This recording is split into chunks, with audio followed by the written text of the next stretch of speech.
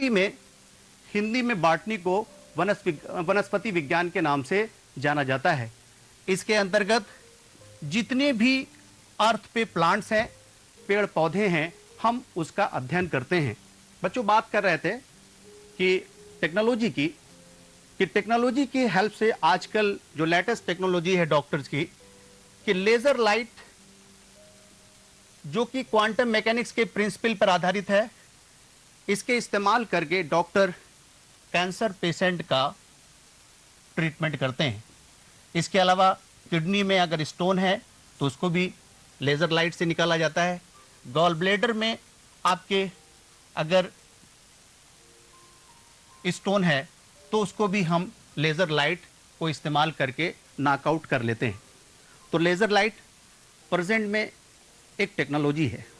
इस तरह से दूसरा एग्जाम्पल अगर लें, अगर किसी इंसान से कहा जाए कि आपको एक बड़ी गाड़ी को उठाना है तो एक डिफ़िकल्ट टास्क है।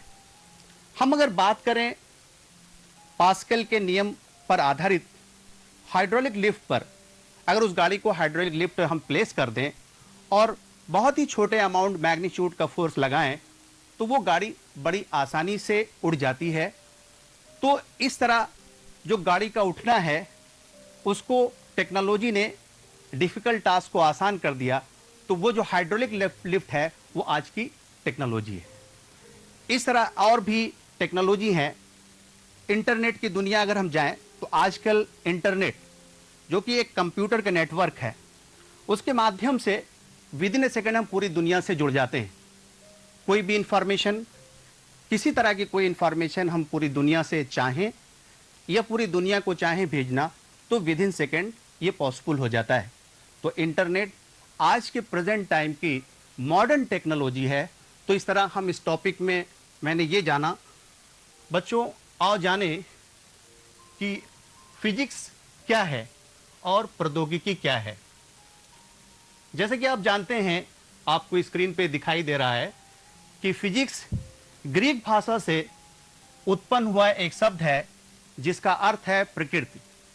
In other words we can say कि physics is nature, nature is physics.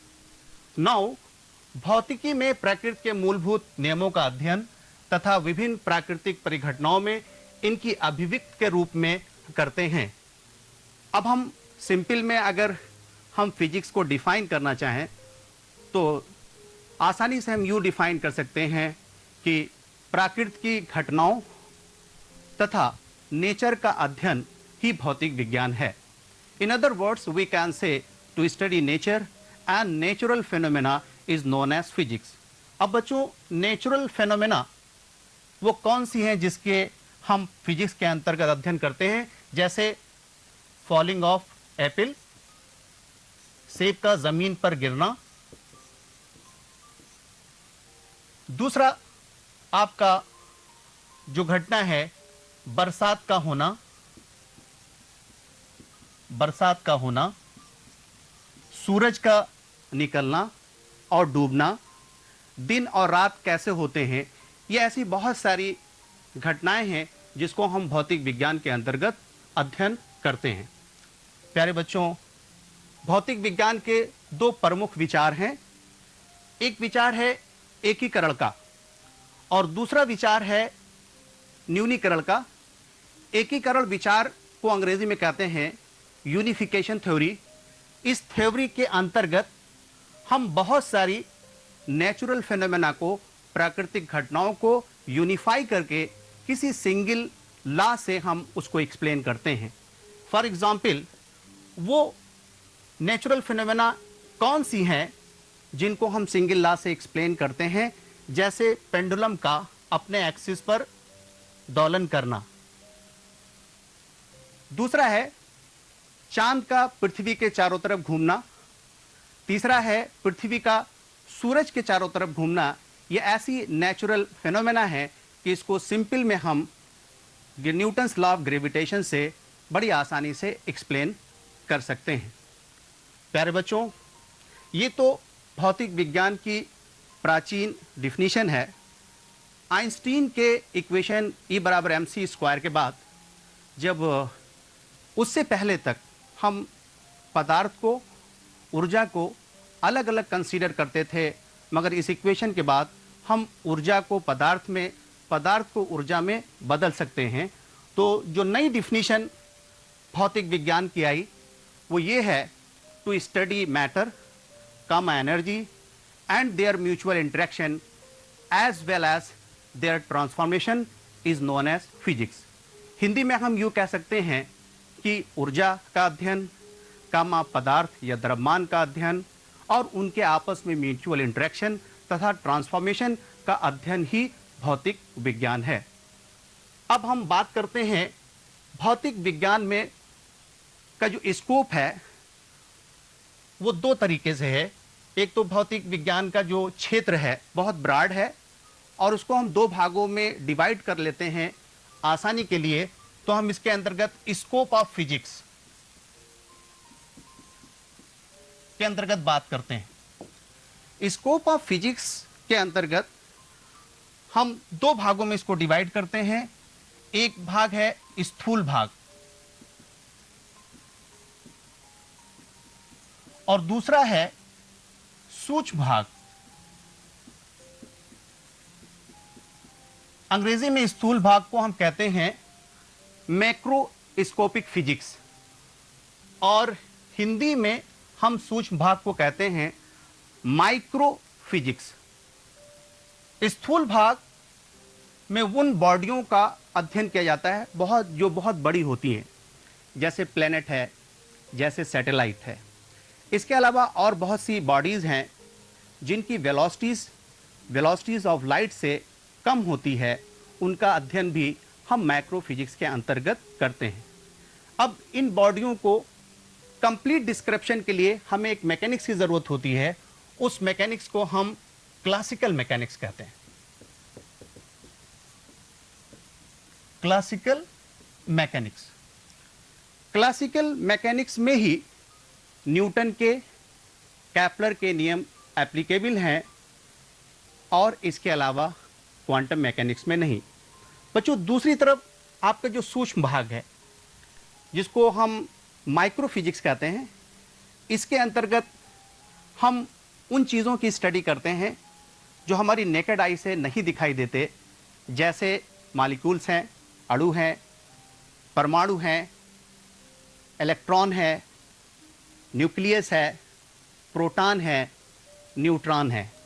तो अब इनके कंप्लीट डिस्क्रिप्शन के लिए हम एक मॉडर्न मैकेनिक्स की ज़रूरत पड़ती है, उसे हम क्वांटम मैकेनिक्स कहते हैं। क्वांटम मैकेनिक्स लाइट को एनर्जी पैकेट के रूप में कंसीडर करती है, जबकि क्लासिकल मैकेनिक्स लाइट को इलेक्ट्रोमैग्नेटिक वेव मानती है। तो इस तरह हम क्लासिकल मैकेनिक्स के नियम को क्वांटम मैकेनिक्स में नहीं लगा सकते। आइंस्टीन के फोटो इलेक्ट्रिक इफेक्ट को हम क्वांटम मैकेनिक्स से ही इसके एक्सप्लेन कर सकते हैं, क्लासिकल मैकेनिक्स से नहीं। बच्चों, आइए बात करते हैं, दूसरी बात हम करते हैं कि प्रौद्योगिकी, हेडिंग है आपकी, टेक्नोलॉजी क्या है। आज का दौर साइंस का दौर है, टेक्नोलॉजी का दौर है। तो सिंपल में हम कैसे डिफाइन करें कि किसे हम टेक्नोलॉजी कहते हैं। तो हम यूं कह सकते हैं, कोई डिवाइस, कोई टेक्निक, कोई युक्ति जो इंसान के काम को रिड्यूस कर दे, डिफ़िकल्टी को सिंप्लीफाई कर दे, एनर्जी को मिनिमाइज कर दे, टाइम को सेव कर दे, इस तरह की डिवाइस को, इस तरह की टेक्निक को हम टेक्नोलॉजी कहते हैं। फॉर एग्जाम्पल, अभी हमने क्वांटम मैकेनिक्स पढ़ा। क्वांटम मैकेनिक्स के आधार पर एक टेक्नोलॉजी बनाई गई जिसे हम लेज़र लाइट कहते हैं। आजकल जो डॉक्टर हैं, इस लेज़र लाइट की हेल्प से कैंसर का ट्रीटमेंट करते हैं। बच्चों, हमारा जो चर्चा का जो नेक्स्ट बिंदु है, वैज्ञानिक विधियां, साइंटिफिक मेथड्स में को हम निम्न टर्म्स के अंतर्गत पहले जस्टिफाई करते हैं। उद्देश्य क्या है, प्रायोगिक परीक्षण के, फिर उसकी एनालिसिस करते हैं, जो परिणाम आता है उसको रिलेट करते हैं सिद्धांत से और बाद में उसका फार्मूलेशन करते हैं।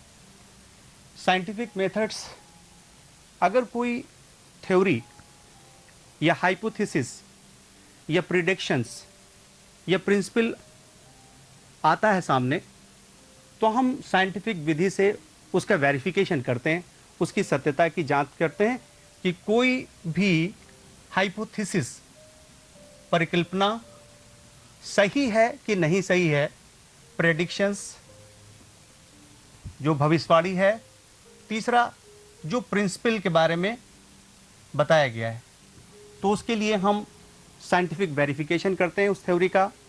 सबसे पहला काम होता है उद्देश्य सेटअप करते हैं, ऑब्जेक्ट सेट करते हैं कि हमें करना क्या है, इनकी परिकल्पना में, हाइपोथेसिस में कहा क्या गया है, और फिर एक्सपेरिमेंटल ऑब्जर्वेशन लेते हैं, उसका क्वालिटेटिव एंड क्वांटिटेटिव स्टडी करते हैं, फिर उससे रिजल्ट पहुंचते हैं और फिर इस बात की इंफॉर्मेशन देते हैं कि हमारे पास जो डेटा कलेक्ट हुआ है प्रायोगिक परीक्षण के बाद, वो हाइपोथेसिस या प्रेडिक्शन से अगर ज़्यादातर मैच करता है तो हम उस थ्योरी को ये कह देते हैं कि आप अपनी थ्योरी में थोड़ा बहुत मॉडिफिकेशन करके अल्ट्रेशन कर लें और सब आपका सही है। अगर आपके द्वारा एक्सपेरिमेंटल ऑब्जर्वेशन से जो प्राप्त डेटा है उससे वो मैच नहीं करता है, तो हम उस थ्योरी को, उस हाइपोथेसिस को, उस पूरे प्रेडिक्शंस को, भविष्यवाणी को रिजेक्ट कर देते हैं। बच्चों, आपके फर्स्ट ईयर के कोर्स में 3 एक्सपेरिमेंटल मेथड्स हैं, उनका मैं जिक्र करना चाहूँगा। एक तो है सरफेस टेंशन, वाटर का ज्ञात करना, जो कि 7.2 इंटू 10⁻⁻² न्यूटन पर मीटर होता है 20 डिग्री सेंटीग्रेड पर, क्योंकि ये टेम्परेचर डिपेंडेंट क्वांटिटी है। और सरफेस टेंशन जो वाटर का निकालते हैं हम कैपिलरी राइज मेथड से निकालते हैं, और capillary rise method scientific method है। दूसरा, हम विस्कोसिटी ऑफ वाटर भी निकाल सकते हैं, श्यानता, और उसका मान 0.0091 क्वाइस होता है। और इसको हम जो कैलकुलेट करके साइंटिफिकली जो निकाला गया है, वो जो मेथड है क्वाइजली मेथड यूज़ किया गया है। इसके अलावा तीसरा जो आपका साइंटिफिक मेथड्स है, सिंपल पेंडुलम की सहायता से स्मॉल जी का मान ज्ञात करना।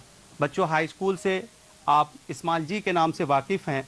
कोई भी न्यूमेरिकल वैल्यू आपको ज्ञात करना होता है तो हम उसमें स्मॉल जी का मान दिया होता था 9.8 मीटर पर सेकेंड स्क्वायर, हम उसको इस्तेमाल करते थे। परंतु ये जो डेटा दिया हुआ है क्या सही है कि नहीं सही है, तो इसको हम एक्सपेरिमेंट इसका करके देखेंगे कि स्मॉल जी का वैल्यू ज्ञात करना सिंपल पेंडुलम की सहायता से, जो आपके फर्स्ट ईयर के प्रैक्टिकल कोर्स में है। उससे पहले हम स्मॉल जी की बात कर लें। स्मॉल जी सरफेस से, ज़मीन से ऊपर जाने पर घटता है, नीचे जाने पर भी घटता है। स्मॉल जी का मान चंद्रमा पर g/6 होता है, अर्थ के सेंटर पर 0 होता है, इक्वेटर पर मिनिमम होता है और पोल्स पर मैक्सिमम होता है। इसके अलावा प्लेस टू प्लेस, अर्थात मैं लखनऊ में जी का मान ज्ञात कर रहा हूँ, आप कानपुर में ज्ञात कर रहे हैं, तो वो दोनों डिफरेंट वैल्यू मिलेंगी। तो आइए बात करते हैं सबसे पहले आसान एक साइंटिफिक मेथड से का, जिसकी सहायता से हम स्मॉल जी का मान ज्ञात करते हैं। उसके लिए सबसे पहले हम क्या करते हैं, हम यहाँ लिख लेते हैं जिसको भी साइंटिफिक वेरिफिकेशन करना होता है। जैसे हमें करना है कि जी का मान 9.8 मीटर पर सेकेंड स्क्वायर होता है, इस डेटा को हमें वेरीफाई करना है। तो हम क्या करेंगे, स्मॉल जी का मान सरल लोलक की सहायता से ज्ञात करना उद्देश्य में लिख लेते हैं। दूसरा, फिर प्रायोगिक परीक्षण करते हैं हम। जैसे कि ये दिखाया गया आपको, ये सिंपल पेंडुलम है, हम इसको एक्सिस पे थोड़ा सा मूव करा के छोड़ देते हैं और ये दोलन गति करने लगता है। हम एक टाइम सेट करते हैं, इसके 20 दोलन के लिए टाइम को रिकॉर्ड कर लेते हैं, उसके बाद 1 दोलन के लिए टाइम निकालते हैं और फिर वो टाइम पीरियड कहलाता है। टाइम पीरियड का स्क्वायर कर लेते हैं और इसकी लेंथ को हम चेंज करके L/T² का मान एक के केस में निकाल लेते हैं और 3 मरतबा एक्सपेरिमेंट को करते हैं, फिर उसका मीन ले लेते हैं। तो हमें जो वैल्यू प्राप्त होती है L1, L2, T2, L3, T3, यहाँ से जो वैल्यू प्राप्त होती है L/T² की, और फिर इसका फार्मूले G बराबर 4π² L/T² में प्लेस कर देते हैं। यहाँ से 4π² कांस्टेंट है, इसका मान पता होता है, और ऊपर से जो वैल्यू आपकी L/T² की है उसको प्लेस करने के बाद हम देखते हैं कि हमारा मान 0.9.8 मीटर पर सेकंड स्क्वायर के अगर करीब है तो यह थोड़ा ज़्यादा है, तो हम उसको प्रायोगिक प्रतिशत त्रुटि निकाल के ये बात बता देते हैं कि आपने एक्सपेरिमेंट करने के दौरान आप कॉशस नहीं रहे, किसी गलती की वजह से ये मान कम आ गया है। तो इस तरह से हम इसी तरह हम सरफेस टेंशन का मान जो टेम्परेचर पे, गिवन टेम्परेचर पे दिया है उसका भी कैलकुलेट कर सकते हैं कैपिलरी राइज मेथड से। और ये साइंटिफिक मेथड्स हैं किसी गिवन डाटा का वेरिफिकेशन करने के लिए। बच्चों आओ देखें कि हम प्रौद्योगिकी की समाज में क्या उपयोगिता है। इसके लिए बहुत सारी टेक्नोलॉजी की लिस्ट बनी हुई है और उसके वैज्ञानिक सिद्धांत साइड में लिखे हुए हैं। जैसे भाप इंजन जो कि ऊष्मागतिकी के नियम पर आधारित है, ये 18वीं शताब्दी की टेक्नोलॉजी थी। आज इस टेक्नोलॉजी को हीट इंजन ने रिप्लेस कर दिया है। दूसरी जो टेक्नोलॉजी है जो नियंत्रित नाभिकीय विखंडन अभिक्रिया पर आधारित है, जिसे हम न्यूक्लियर रिएक्टर कहते हैं। न्यूक्लियर रिएक्टर के माध्यम से हम नियंत्रित नाभिकीय विखंडन की अभिक्रिया कराई जाती है, जिसके ज़रिए से नाभिकीय ऊर्जा रिलीज होती है और हम उस नाभिकीय ऊर्जा को इलेक्ट्रिसिटी में कन्वर्ट करते हैं। भारत में न्यूक्लियर रिएक्टर के माध्यम से 2 से 3% इलेक्ट्रिसिटी जनरेट होती है। इस तरह कंप्यूटर एक टेक्नोलॉजी है। आज के युग में हर जगह कंप्यूटर ने काम को आसान कर दिया है। इसके अलावा और बहुत सारी, अभी हमने आपसे लेज़र लाइट का जिक्र किया, मेडिकल लाइन में इसका इस्तेमाल होता है। जो कॉमन डिवाइस है जो आपने हाई स्कूल में पढ़ रखा है बच्चों, वो आपका है मोटर, जो फैराडे के विद्युत चुंबकीय प्रेरण के सिद्धांत के नियम पर आधारित है और जिसका फिगर यहाँ पर दिखाया गया है। उसके बाद एरोप्लेन है, प्रेजेंट टाइम की बच्चों टेक्नोलॉजी है, जिसने टाइम को इंसान के मिनिमाइज कर दिया है। हम 6000 किलोमीटर की दूरी को 5 घंटे में बड़ी आसानी से कवर कर लेते हैं। तो इस तरह से आप इस लिस्ट को ध्यान में रखें। और यहाँ न्यूक्लियर रिएक्टर का फिगर है। उसके बाद सेमीकंडक्टर फिजिक्स पर आधारित एक पीएन जंक्शन डायोड बनाया गया है, जो इलेक्ट्रॉनिक में बेसिक प्रिंसिपल पे सबसे पहला जो भाग है पीएन जंक्शन से शुरुआत होती है। बच्चों इसके बाद हम चलते हैं प्रकृति में मूल बल पर। जैसा कि आप सभी विद्यार्थी जानते हैं, आपने हाई स्कूल में पढ़ा होगा, तो हम फिर से एक मर्तबा रिवीजन करा देते हैं कि फोर्स क्या है। बल वो वाह्य निकाय है जो किसी वस्तु की स्थिति में परिवर्तन कर दे या परिवर्तन चेंज करने का प्रयत्न करे, उसे हम फोर्स कहते हैं। नेचर में 4 फंडामेंटल फोर्सेस के बारे में बताया गया है, जिसमें एक पहला जो बल है वो गुरुत्वाकर्षण बल है, जिसे हम अंग्रेजी में ग्रेविटेशनल फोर्स कहते हैं। Gravitational force is one of the weakest force in the nature. प्रकृति में सबसे कमजोर बल अगर है तो वो गुरुत्वाकर्षण बल है। किन्हीं 2 पार्टिकल के बीच में कार्य करता है। यदि कोई 2 पार्टिकल जिनके मासेस m1 m2 हैं और उनके बीच दूरी r है, तो मैथमेटिक्स में हम गुरुत्वाकर्षण बल को simply F is proportional to m1 m2 upon r² लिख देते हैं। गुरुत्वाकर्षण बल 2 पार्टिकल के माध्यम क्या है इस पर निर्भर नहीं करता। बच्चों गुरुत्वाकर्षण जो बल है वो 2 पार्टिकल में जो एक्सचेंज पार्टिकल है, जिसका नाम है ग्रेविटॉन, ये क्वांटा है ग्रेविटेशनल फील्ड का, जिसके एक्सचेंज होने से, विनिमय होने से ये बल प्रोड्यूस होता है, और इस तरह से जो कि ग्रेविटॉन अभी तक इसका कोई एक्सपेरिमेंटल कंफर्मेशन नहीं है, ये एक एज्यूम पार्टिकल है graviton, research is going on. अगर हम स्ट्रेंथ के टर्म में बात करें तो अपेक्षित प्रबलता यानी weakest force in the nature है, ये दिखाया गया 10⁻39, और ये लॉन्ग रेंज फोर्स है। अर्थ और सूरज के बीच में करीब करोड़ किलोमीटर की दूरी है, फिर भी ये फोर्स लगता है, इसलिए लॉन्ग रेंज फोर्स है, उसकी रेंज इंफिनिटी है, और विश्व में स्थित सभी पिंडों के, दो पिंडों के बीच लगता है। इसी तरह दूसरा जो बल यहाँ पर आपको दिखाया गया है, हम यहाँ से सीक्वेंस से डिस्कस करते हैं। इलेक्ट्रोमैग्नेटिक फोर्स, विद्युत चुंबकीय बल। ये बल दो आवेशों के बीच कार्य करता है। अगर कोई दो आवेश Q1 Q2 और उनके बीच दूरी r है, तो मैथमेटिक्स में हम लिख सकते हैं F is proportional to Q1 Q2 upon r²। Electromagnetic force दो चार्जेस के बीच माध्यम पर निर्भर करता है। अगर माध्यम है तो इसका मान घट जाता है। प्यारे बच्चों, ये भी लॉन्ग रेंज फोर्स है, मगर इसकी रेंज थोड़ी कम है, फिर भी अप्रॉक्सीमेट इक्वल है, इसलिए अनंत इसको भी दिखाया गया है।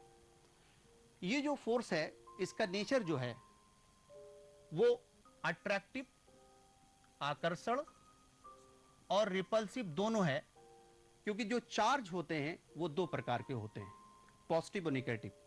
जबकि ग्रेविटेशनल जो फोर्स है सिर्फ और सिर्फ अट्रैक्टिव नेचर का होता है, क्योंकि मास सिर्फ पॉजिटिव होता है, नेगेटिव मास का कोई कंसेप्ट नहीं होता है। तो इस तरह से विद्युत चुंबकीय बल भी लॉन्ग रेंज फोर्स है, इसका नेचर अट्रैक्टिव है और रिपल्सिव दोनों है। और ये जो फोर्स डेवलप होता है वो चार्जेस के बीच में फोटॉन के विनिमय से होता है।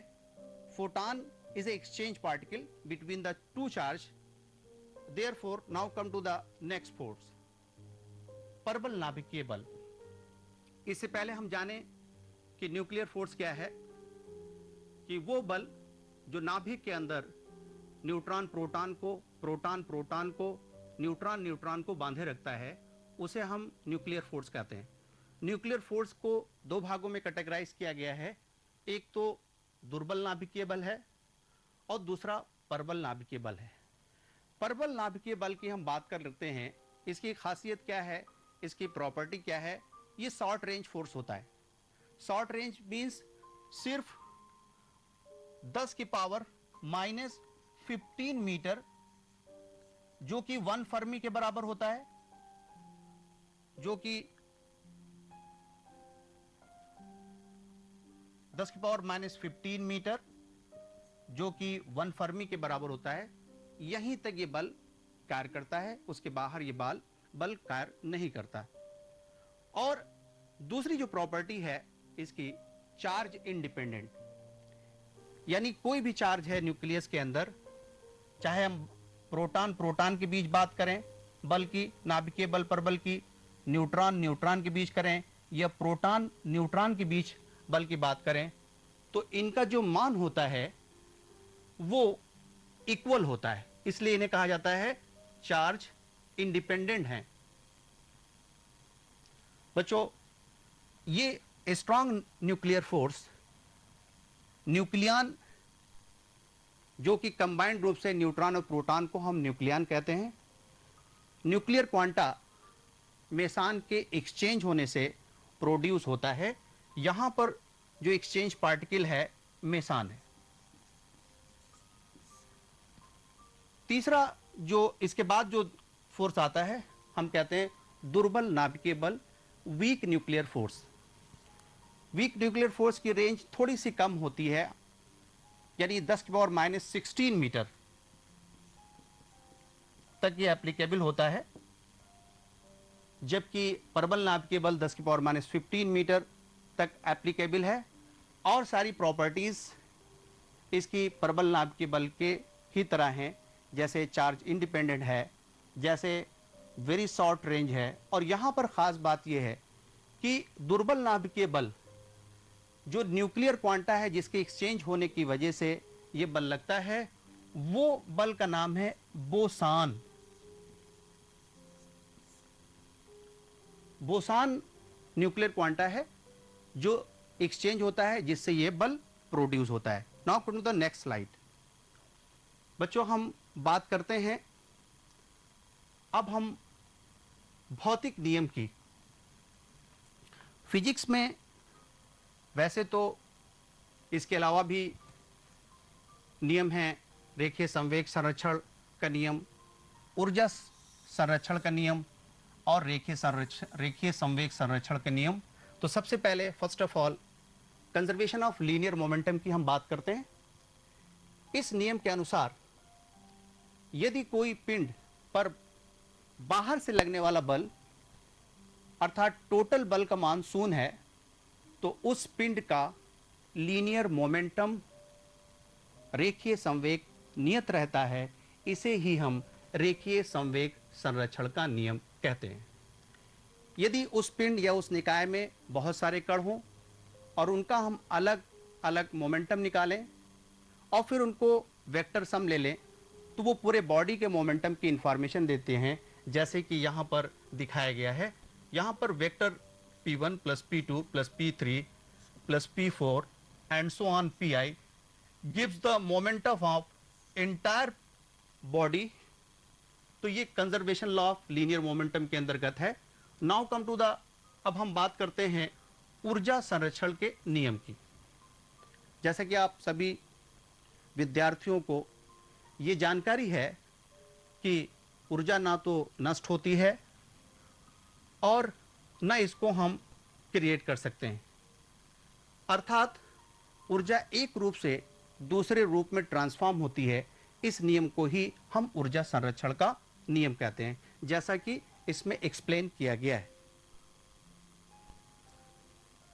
बच्चों, इसमें इस हेडिंग के अंतर्गत प्रमुख वैज्ञानिक और उनकी उपलब्धि के बारे में बताया गया है। दुनिया के सबसे महानतम वैज्ञानिक की कैटेगरी में आइंस्टीन को रखा जाता है। आइंस्टीन पूरी दुनिया में जो फेमस है वो थ्योरी ऑफ रिलेटिविटी के लिए फेमस है, जो उन्होंने 1905 में दी थी। और इनको नोबेल प्राइज जो मिला था वो फोटो इलेक्ट्रिक इफेक्ट की घटना की खोज के लिए दिया गया था। दूसरे हमारे साइंटिस्ट भारतीय हैं, इनका नाम सत्येंद्र नाथ बोस है और ये इंडियन ग्रेट साइंटिस्ट फिजिसिस्ट हैं और इनके फिजिक्स में कंट्रीब्यूशन के कारण दुर्बल नाभिकीय बल में जो न्यूक्लियर क्वांटा एक्सचेंज होता है, इनके नाम पर उसका नाम बोसान रख दिया गया। तीसरे जो वैज्ञानिक हैं उनका नाम है doctor CV Raman, doctor Chandrashekhar Venkat Raman, और ये भारत के पहले वैज्ञानिक हैं, अर्थात दूसरे शब्द में कहें कि एशिया के पहले वैज्ञानिक हैं जिनको 1930 में रमन इफेक्ट के लिए नोबेल पुरस्कार प्रदान किया गया। रमन इफेक्ट की उपयोगिता क्या है समाज में बच्चों, आपको इसके बारे में मैं बता रहा हूं कि रमन इफेक्ट की हेल्प से हम किसी लिक्विड की प्योरिटी को चेक कर सकते हैं। लिक्विड में मेडिसिन का कोई भी कंपाउंड है, उसका स्ट्रक्चर आसानी से पता लगा लेते हैं। ये पहली यूटिलिटी है रमन इफेक्ट की। दूसरा जो रमन इफेक्ट का यूज है कि हम जो कॉस्टली मेटल होते हैं जैसे गोल्ड, सोना, अगर सोना इम्प्योर है या प्योर है तो इसका हम रमन स्पेक्ट्रोमीटर से इसका हम पता लगा लेते हैं। तीसरा जो यूज है रमन इफेक्ट का वो है रमन स्कैनर। एयरपोर्ट पर एक्सरे की जगह पर या एक्सरे के साथ साथ भी हम रमन स्कैनर का इस्तेमाल करते हैं, जिससे कोई भी हिडन वस्तु अगर है बैग्स में तो उसका डिटेक्शन आसानी से हो जाता है। ये बहुत सारे वैज्ञानिकों को बच्चों लिस्ट है और उनके वर्क दिखाए गए हैं। बच्चों आइए आंकिक प्रश्न करते हैं। प्रश्न नंबर 1, इसमें जो भी हमने फोर्स आपको 4 बताए हैं, उनको प्रबलता के बढ़ते क्रम में सजाना है। तो हमने यहाँ पर आपको, आप ये देख सकते हैं कि ग्रेविटेशनल फोर्स नेचर का सबसे वीकेस्ट फोर्स है, इसलिए हमने इसको पहले, उसके बाद जो स्ट्रेंथ है वो दुर्बल नाभिकीय बल Fw की, और उसके बाद जो स्ट्रेंथ है विद्युत चुम्बकीय बल की, और लास्ट में सबसे ज़्यादा जो स्ट्रॉन्गेस्ट फोर्स है वो प्रबल नाभिकीय बल है।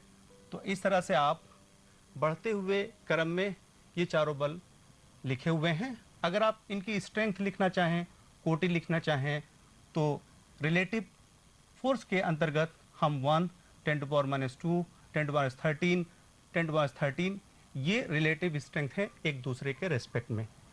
दूसरा क्वेश्चन बच्चों है आइंस्टीन के इक्वेशन E = mc² पर। उसमें जो मेन है कि 1 ग्राम यूरेनियम पदार्थ 235 के विखंडन के फलस्वरूप कितनी ऊर्जा उत्पन्न होती है। तो उसके लिए सबसे पहला काम होता है, जो डेटा क्वेश्चन में है उसको नोट करते हैं। तो दिया हुआ है m = 1 ग्राम। इस को हमने m के सिस्टम में बदल लिया, 10⁻³ से गुणा कर दिया। उसके बाद वेलोसिटी ऑफ लाइट जो है c = 3 × 10⁸ मीटर/सेकंड होती है, उसको लिख लिया। फिर आइंस्टीन के E = mc² के इक्वेशन में ये दोनों डेटा हम रख देते हैं, 1 × 10⁻³ kg × 3 × 10⁸ मीटर/सेकंड²। उसके बाद खोलते हैं 10⁻³ kg और ये हो जाता है 9 × 10⁻16 मीटर/सेकंड²। इस सिंपल यूनिट को kg मीटर/सेकंड² को सिंपल में हम जूल्स कहते हैं। तो इस तरह से इधर आपने देखा बच्चों, इधर लिखा हुआ है कि आपका जो रिजल्ट है E = 9 × 10⁻13 जूल्स, अर्थात 1 ग्राम यूरेनियम पदार्थ 235 के विखंडन से E = 9 × 10⁻13 जूल्स एनर्जी रिलीज होती है। बच्चों, इस चैप्टर पे आधारित होमवर्क के 5 क्वेश्चन दिए हुए हैं। क्वेश्चन नंबर 1 आपसे पहले मैं डिस्कस कर चुका हूँ, अति लघु परास के बल कौन से हैं। तो उसमें आप बता सकते हैं दुर्बल नाभिकीय बल तथा प्रबल नाभिकीय बल। दूसरे क्वेश्चन में है नोबेल पुरस्कार प्राप्त करने वाले 2 भारतीय भौतिकविदों के नाम बताइए, जिसमें एक का मैंने नाम बता दिया है। तीसरे में संरक्षित राशियां किन्हें कहते हैं, उसमें हमने लीनियर मोमेंटम का जिक्र किया है। और भी राशियां उनको आप लिख सकते हैं। चारों मूल बलों की कोटियां लिखिए। मैंने आंकिक प्रश्न के हल में कोटि भी लिख दी है, आप उसको देख सकते हैं। यदि किसी व्यक्ति का पृथ्वी पर भार 60 kg है तो उसका भार चंद्रमा पर कितना होगा। इसके लिए आपको चंद्रमा पर g का मान g/6 होता है, इसको इस्तेमाल करके आप उस व्यक्ति का भार ज्ञात कर सकते हैं। बच्चों, प्रस्तुत video YouTube channel Uttar Pradesh के माध्यमिक शिक्षा विभाग पर उपलब्ध है, जिसे चैनल